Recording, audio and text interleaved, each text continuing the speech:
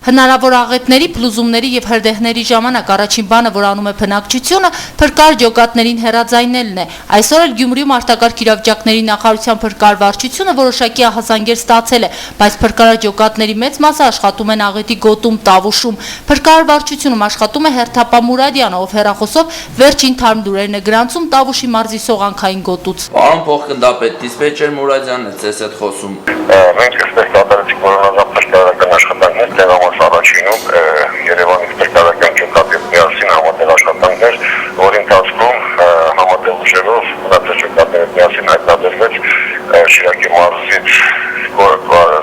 Կորատանկանց, Արտուրը եւ Գուրգեն Հակոբյանները։ Հասարակության իրազեկվածության բարձրացումը խիստ կարևորվում է աղետի հետևանքների եւ ռիսկերի նվազեցման տեսանկյունից, հատկապես Գյումրիում, որը խիստ տուժեց 88-ի երկրաշարժից։ Մասնագետների գնահատմամբ հասարակության իրազեկվածության ցածր մակարդակը այն ժամանակ իր հետևանքները թողել է, ինչ է արվում այդուհանդերձ հասարակության, հատկապես 88 թվականից հետո ծնվածների համար իրազեկվածություն ապահովելու ուղղությամբ։ Մի ժամանակ խոսք էր գնում հնարավոր աղետներից պաշտպանվելու ազգային ծրագիր մշակել, որը պարտադիր կուսուցանվի դպրոցներում տարեկան թեկուզ մի քանի դասաժամերով, սակայն առայժմ ազգային դպրոցը այդպիսի ծրագիր չունի։ Պարտադիր դասընթաց չկա, ուրեմն նախաձեռնությունը նորից եմ կրկնում, առաջին հերթին արտակարգ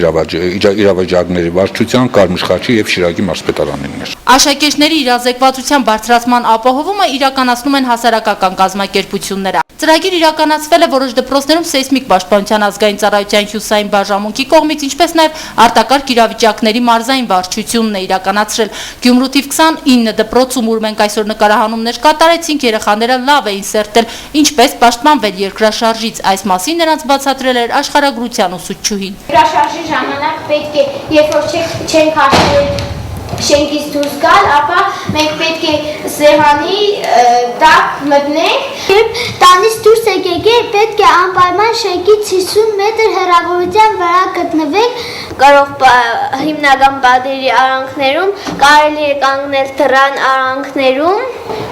այստեղ եւ կարելի է մտնել սեղանի տակ։ Հասարակության իրազեկվածության մակարդակի բարձրացումը կարևոր է, բայց անհրաժեշտ պայման չէ։ Անհրաժեշտ է, որ մենք ապահովագրված լինենք նախ վթարային կառույցներից, որպեսզի այնտեղ, որտեղ քնում է երեխան, վթարային չլինի, ասում է Մարինե Ադամյանը, ում 5 հոգանոց ընտանիքը 3 անչափահաս երեխաներով ապրում է Սայաթ Նովա 5 ավթարային շենքի 4-րդ հարկի այս փլված հատվածում։ Վտարային 4 աստիճանի տան մեջ ապրելով ինչի՞ս պահպանվենք մենք էլ։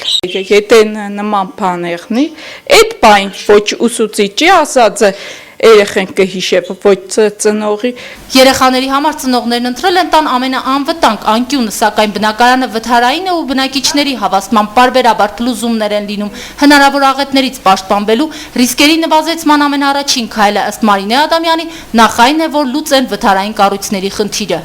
Քրիստինա Մկրտչյան, Մարտուն Գրիգորյան, Գալանյուս։